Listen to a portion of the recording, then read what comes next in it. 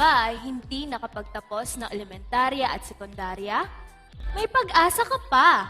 Enroll now sa Alternative Learning System, Camarines Sur. Ano nga ba ang ALS? Ang Alternative Learning System o ALS ay sangay ng Department of Education na naglalayong magbigay ng libreng pag-aaral para sa mga out-of-school youth and adult na hindi nakapagtapos ng elementarya at sekundarya. Makatutulong ang diplomang inyong makukuha upang makapaghanap ng magandang trabaho. Tumutulong din ang ALS sa mga taong hindi marunong bumasa at sumulat. Kahit sa sarili ninyong tahanan, ay maaari namin kayong turuan. Kahit sa may edad na, hindi nakatapos ay maaari pa rin mag-aral sa ALS. Abutin ang inyong pangarap. Enroll now!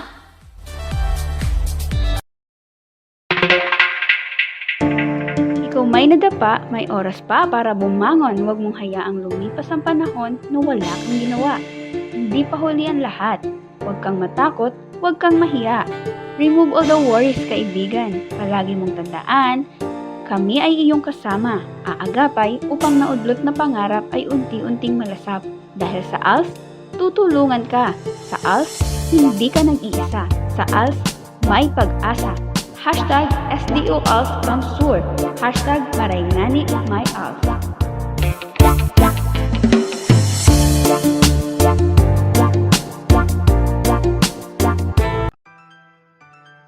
Number 1. Teach your children while there's no face-to-face interaction this school year. Number 2. It is important to have a study area in your home where you can teach your children without hindrance. Choose a place where they can feel they are in school. Number 3. Make the study area of your children well ventilated for them to be motivated. Number 4. Prepare the modules and other resources ahead of time. Number 5. Handle the modules with care. Number 6. Listen and let your children ask questions and express themselves. And lastly, encourage your children to be honest in answering their modules.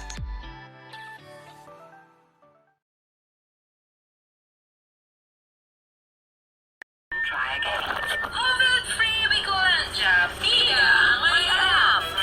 Magsuot ng face mask. Magdala ng alkohol. Dumistansya ng 1 metro sa ibang tao. Iwasan ang mga pagpupulong. Maaaring isagawang virtual ito at kumain ng masustansyang pagkain. Ang paalalang ito ay hatid sa inyo ng ALS CAMSUR. COVID-free Bicolandia.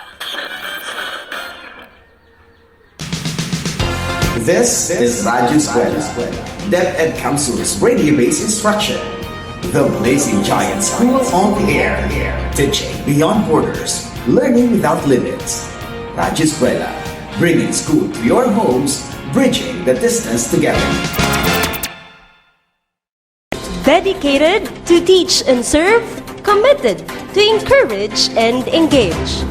Learning made easy and accessible with fun and interactive lesson for all. Quality education in the comforts of your home. This is CAMSUR Blazing Giants on Air. ALS iradyo mo, edukasyon sa radyo. Rise and shine, guys and gals of Alternative Learning System. Welcome to CAMSUR Blazing Giants on Air. This is CAMSUR Giants on Air, bringing you interactive and fun learning sessions beyond your reach. Today, we are excited to walk you through ALS stuff you must know to guide you through learning and through life. Join me in an hour of learning. I am Teacher Ka of ALS Camarines Sur. How about giving me a loud A, ALS peeps? We are also streaming live on Facebook. Visit ALS portal on Facebook and click the like button. We would love to hear from you all. Tap the reaction buttons to give us your vibe on air. You can hit the heart button or send us your comments and messages. You can review this lesson on our YouTube channel, ALS Kamsur RBI. Today seems a good day to uncover new chunks of learning insights that will improve not just your comprehension skills, but your communication skills as well. So sit back and relax as we discuss Learning Strand 1 in English, highlighting the topic, sequencing events in the story. Our objective for today is to sequence series of events using signal words mentioned in the text listened to. Let us again be reminded to listen effectively while there is an ongoing lesson. Remember to use appropriate body language. Do not interrupt the speaker. Ask questions for clarification. And of course, avoid being judgmental. I am pretty sure you would love this. Go grab your copy of the second learning activity sheet in LS1 and let's go over the deets one by one. By the way, how are you all feeling today? I hope you are getting along well with this new platform of learning amidst this pandemic. While we heal as one, we must also learn as one. All is set? Let us get on with the show. Order and creativity are complementary. In LS1, we also aim for order and creativity to improve our communication skills.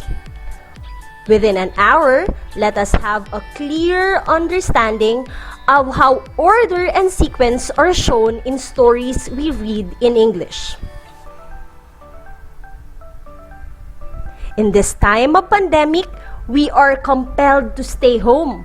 Activities we are allowed to do are limited.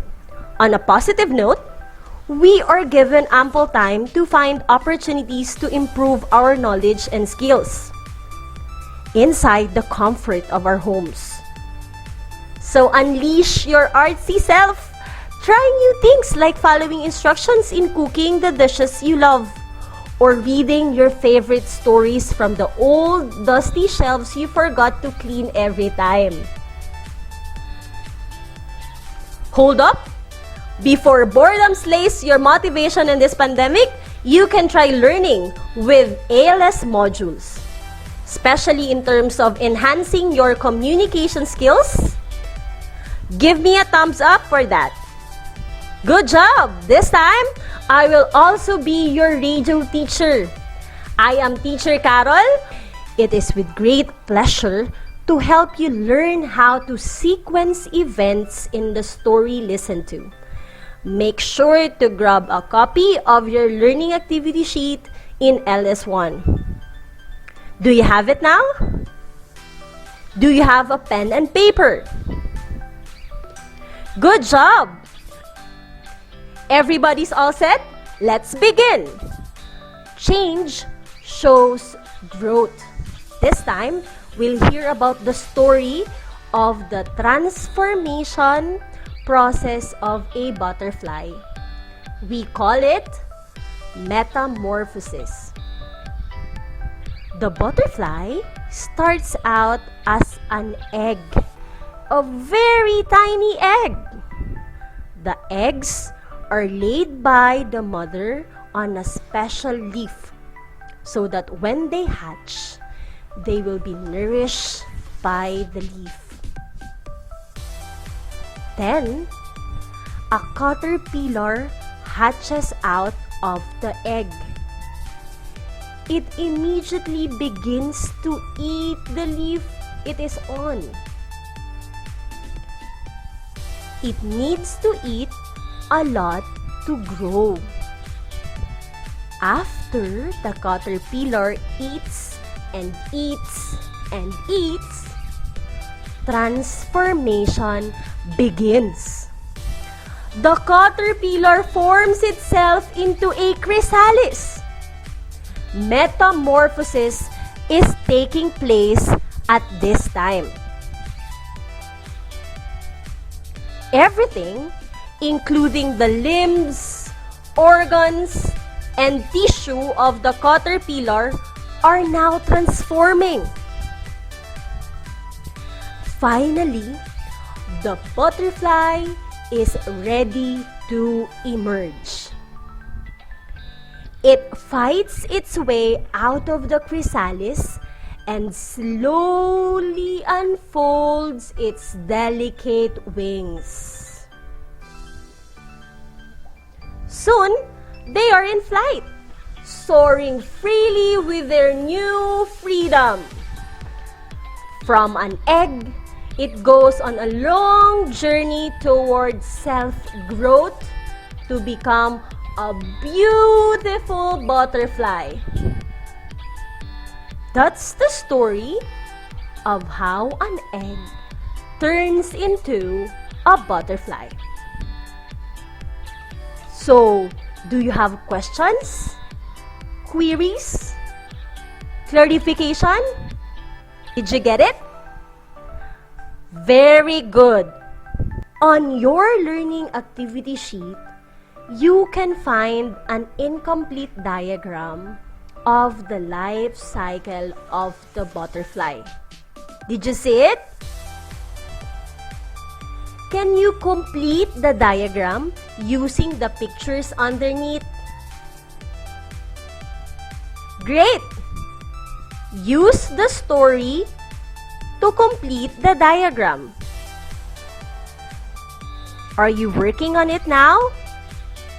You have 5 minutes to do it.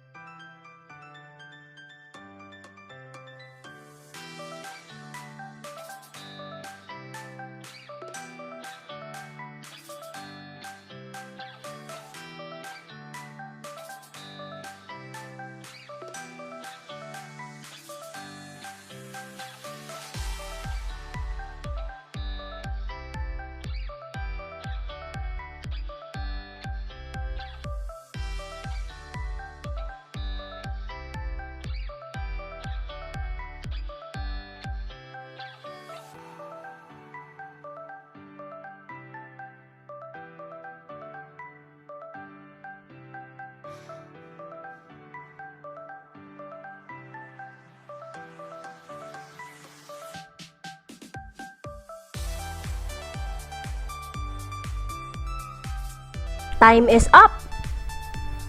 Let us check your work. It starts with an egg, then a caterpillar hatches. Next, a chrysalis is formed, and then voila, we have the butterfly.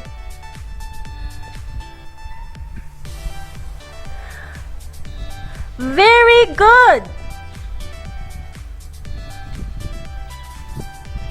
This morning, I had a silly out-of-order day. It was so confusing. Would you like to hear my story?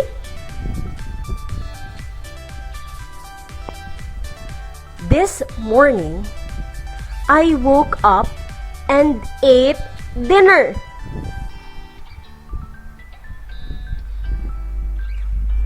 Then, I put my pajamas on, and went to school.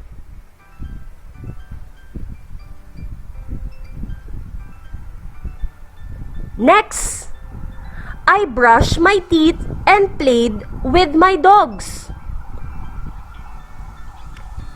Last, I took a bath. Wait! What is with your face? Baffled? Are you confused?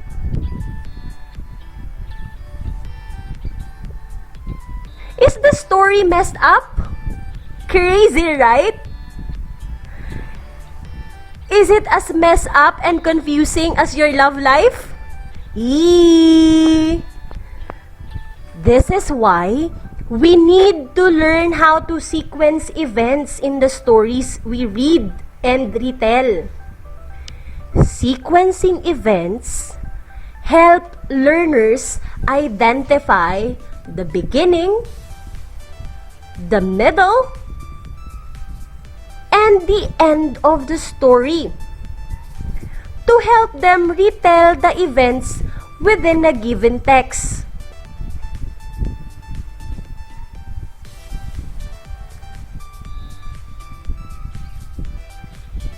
It organizes information and ideas efficiently.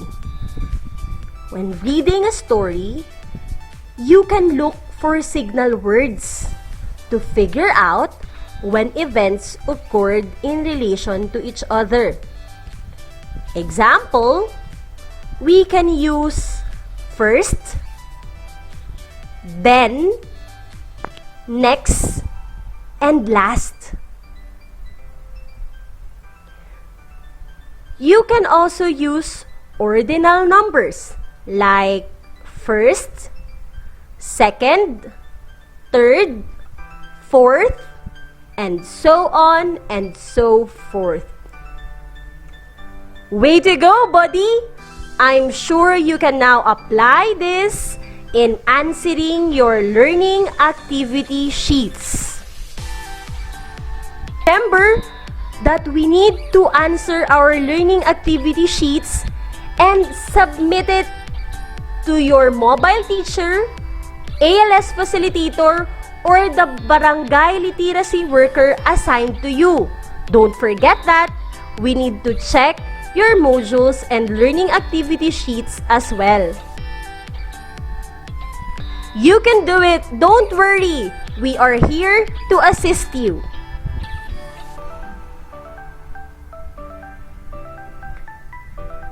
Are you still there, ALS learners? Active listeners, are you still listening? This time, we are allowing you to send us a message or call us regarding your queries and clarification. Thank you for letting us know your queries and clarification. Let us now get our second learning activity sheet in English and continue working on assigned exercises for your level. For basic literacy, you will show in sequence the life cycle of a frog. For elementary level, you will sequence the events that happen in the story and write sentences using the signal words. For junior high school level, you will retell the story, The Wise Crow, observing the proper sequence of events and using the right signal words. I guess everybody is now ready to answer their learning activity sheet.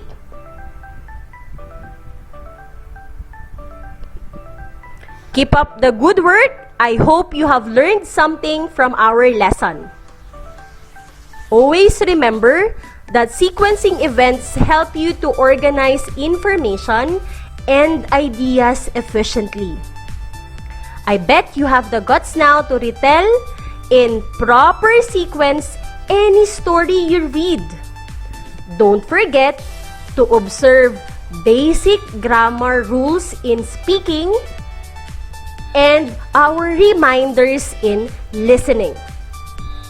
Stay put as we give you the highlights of today's lesson after. For our announcements and information on ALS programs and projects, here are some reminders. Ikaw ba ay out-of-school youth or adult? Gusto mo bang makapagtapos ng pag-aaral? Sa Alternative Learning System o ALS, may pag-asa na. Kung ikaw ay out-of-school youth or adult at gusto mong mag-aral, matuto o makapagtapos ng elementarya at high school, magpatala na sa Alternative Learning System. May 3 programa ang ALS para sa'yo kapag tapos ng elementarya. At ang pangatlo, ang A&E Junior High School para sa kabataan at adults na may edad 16 pataas na hindi nakapagtapos ng high school. Tara na at mag-enroll. Pumunta lamang sa pinakamalapit na Community Learning Center o CLC sa inyong barangay o sa elementary schools na malapit sa inyo. Dalhin ang photocopy ng PSA birth certificate, 2x2 picture with white background at Form 137 kung ikaw ay galing sa formal school. At hanapin ang District ALS Coordinator, Mobile Teacher o Barangay Literacy Volunteer sa CLC na pupuntahan. Sila ang mga ALS facilitators na gagabay sa'yo sa ALS. Kung ikaw ay nakapagpatala na, ihanda lamang ang 2 folder at isang envelope. Dito ilalagay ang inyong mahahalagang dokumento at learning activity sheets na sasagutan mo bawat linggo. Para malaman ng ALS facilitator ang kasalukuyang kaalaman mo, kailangan mong sagutan ang Functional Literacy Test at Assessment for Basic Literacy na ibibigay sa'yo. Ngayon, handa ka na. Tara na sa Alternative Learning System at sabay nating abutin ang pangarap mo.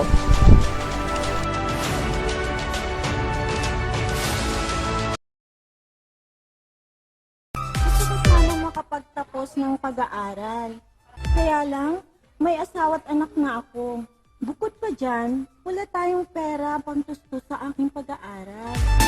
Huwag kang mag-alala, anak. May nabalitaan ako, yung anak ni Kumari, may anak at asawa na din siya. Pero nag-aaral din siya sa ALS.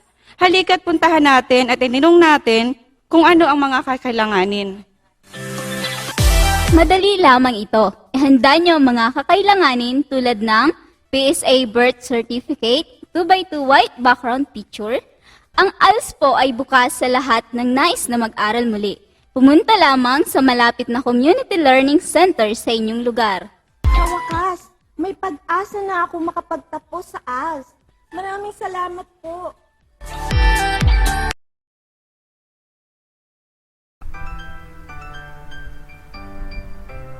Again, sequencing events in the story lets you know the story beginning, the middle, and the end. And you have to use signal words to write paragraphs or sentences about the story you wanna sequence.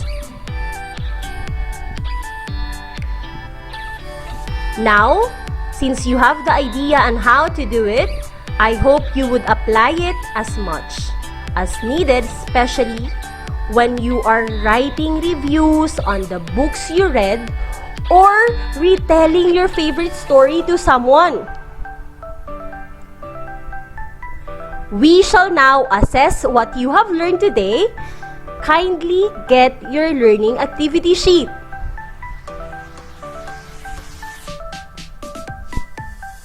If you are in basic literacy level, sequence the events in the given picture.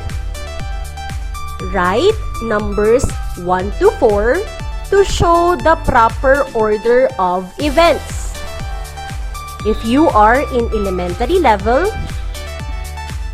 you will sequence the events that happen in the story and write sentences using the signal words. for the junior high school level, number the sentences to create a short story with proper order of events. Are you now ready to answer your learning activity sheet? You did great, people! Now, let us check your answers. How many of you got perfectly right scores? I am proud of what you have achieved. To those who did not get all the correct answers, try and try. I am still proud of you. Until our next lesson in English, to God, this is Kamsur Giants on Air, ALS Radio mo, edukasyon sa radyo. This is Teacher Carol saying goodbye for now. See ya. God be the glory. Dedicated to teach and serve, committed to encourage and engage. Learning made easy and accessible with fun and interactive lesson for all. Quality education in the comforts of your home. This is Kamsur Blazing Giants on Air, als iradyo mo, edukasyon sa radyo.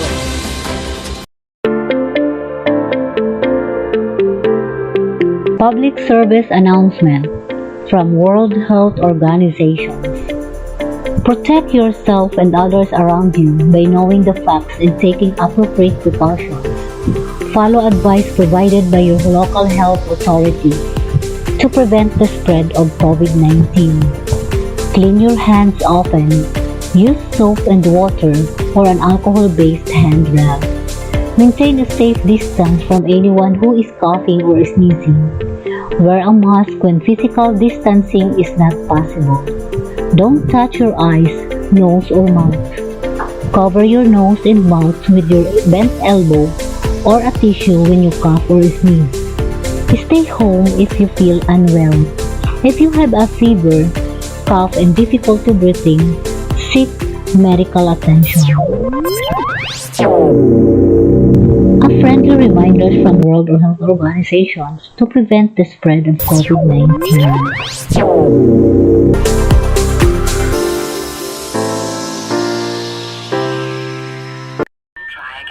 COVID-free Bicol Job. Iya ang may alam. Magsuot ng face mask. Magdala ng alkohol. Dumistansya ng 1 metro sa ibang tao. Iwasan ang mga pagpupulong. Maaring isigawang virtual ito at kumain ng masustansyang pagkain. Ang paalalang ito ay hatid sa inyo ng ALS Kamsur.